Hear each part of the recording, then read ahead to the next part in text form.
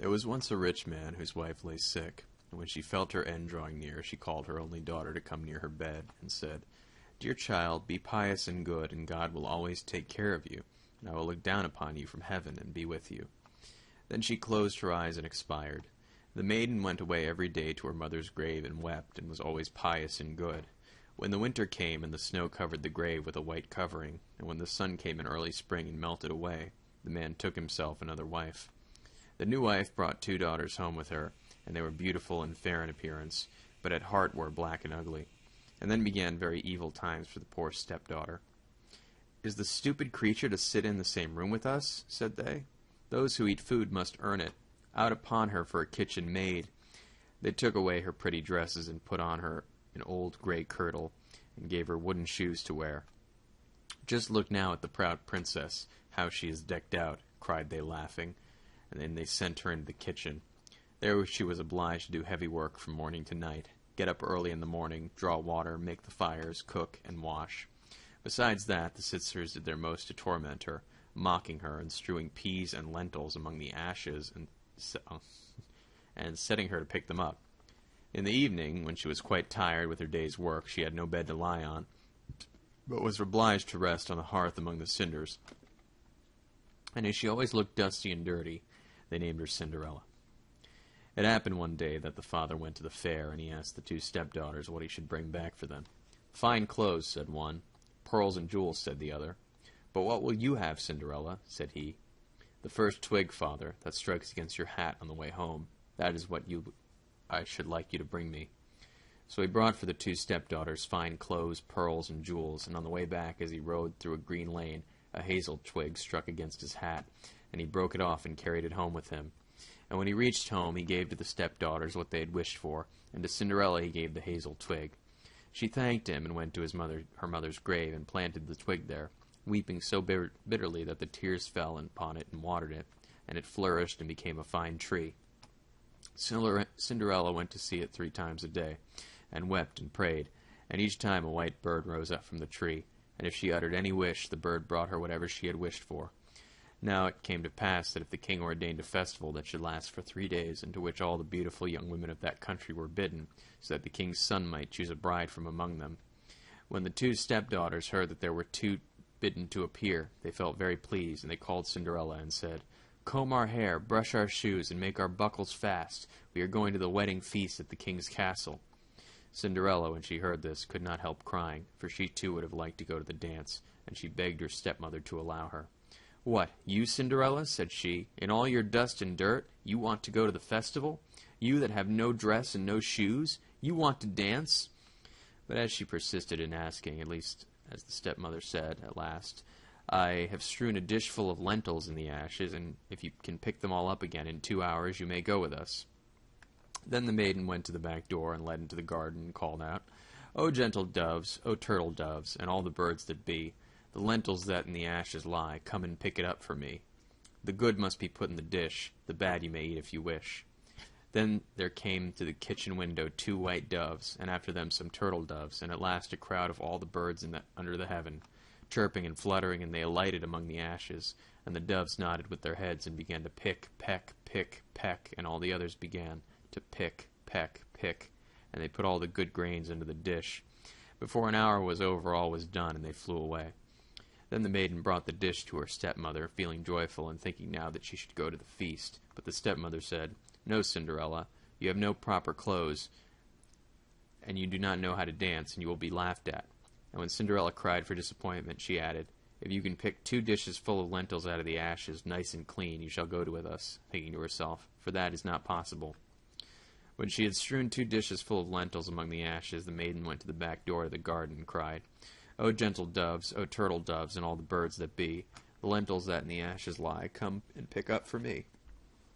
The good must be put in the dish, the bad you may eat if you wish."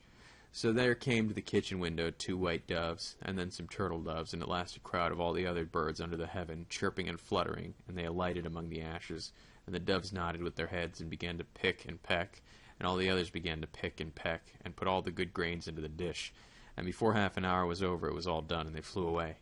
Then the maiden took the dishes to the stepmother, feeling joyful, thinking now she should go with them to the feast, but she said, All this is of no good to you. You cannot come with us, for you have no proper clothes, and cannot dance, and you would put us to shame." Then she turned her back on poor Cinderella, and made haste to set out with her 2 proud daughters.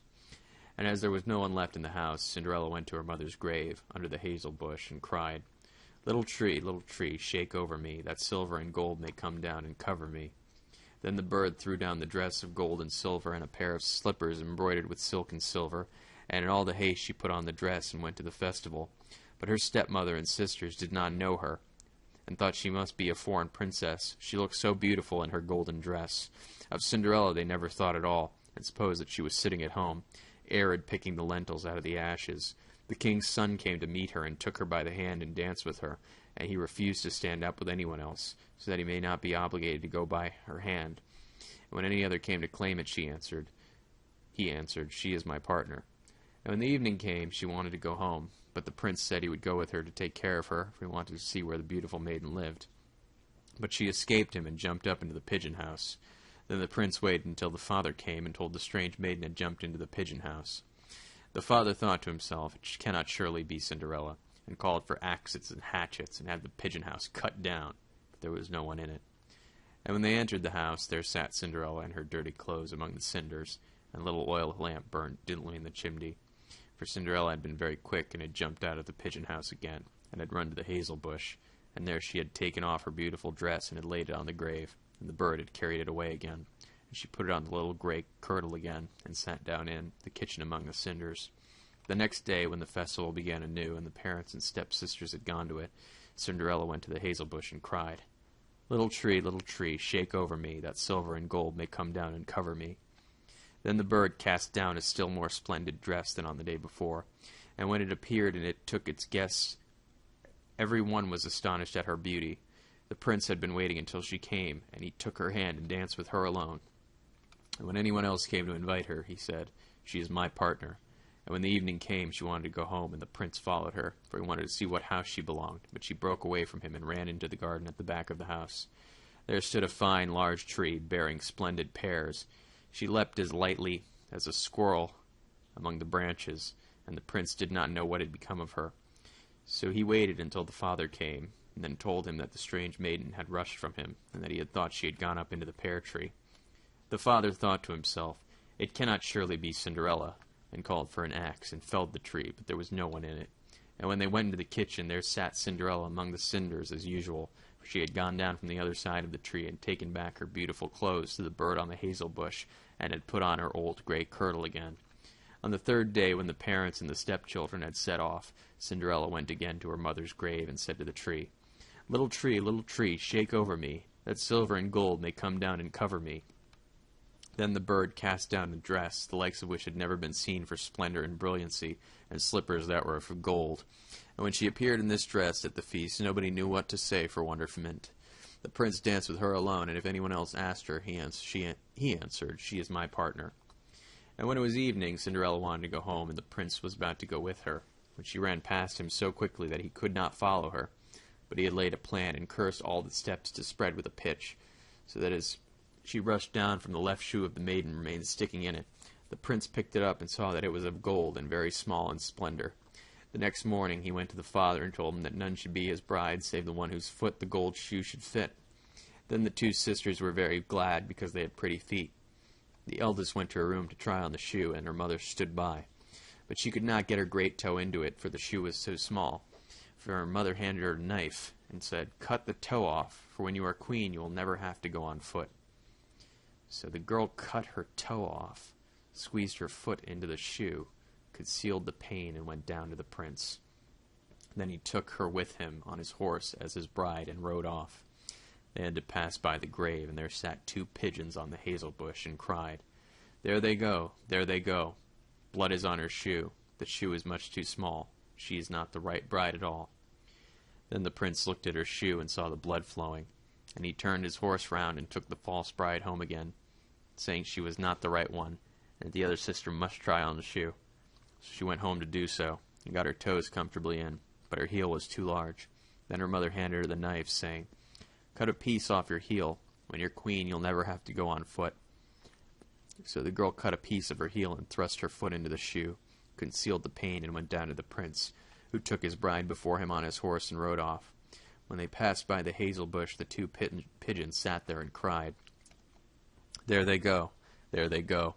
Blood is on her shoe. The shoe's much too small. She's not the right bride at all." Then the prince looked at her foot, and saw how the blood was flowing from the shoe, and staining the white stocking, and he turned to his horse around, and brought the false bride home again. "This is not the right one," said he. "Have you no other daughter?" "No," said the man. "Only my dead wife left behind her a little stunted Cinderella. It is impossible that she can be the bride." But the king's son ordered her to be sent, for the mother said, "Oh no, she is much more dirty. I could not let her be seen." But he would have her fetched, and so Cinderella had to appear. First she washed her face and hands quite clean, and went in and curtsied to the prince, who held her out to her the golden shoe. Then she sat down on a stool, drew her foot out of the heavy wooden shoe, and slipped it into the golden one, which fitted it perfectly. And when she stood up, the prince looked her in the face. He knew again the beautiful maiden that had danced with him, and he cried, "This is the right bride." The stepmother and the two sisters were thunderstruck, and grew pale with anger. But he put Cinderella before him on his horse and rode off. And as they passed the hazel bush, the two white pigeons cried, there they go, no blood on her shoe. The shoe's too small. The right bride is she at all, after all." And when they had thus cried, she came flying after and perched on Cinderella's shoulders, one on the right, the other on the left, and so remained. And when her wedding with the prince was appointed to be held, the false sisters came, hoping to curry favor and to take part with the festivities. So as the bridal procession went to the church, the eldest walked on the right side and the youngest on the left, and the pigeons picked out an eye of each of them. And as they returned, the elder was on the left side and the younger on the right, and the pigeons picked out the other eye of each of them. And so they were condemned to go blind for the rest of their days because of their wickedness and falsehood.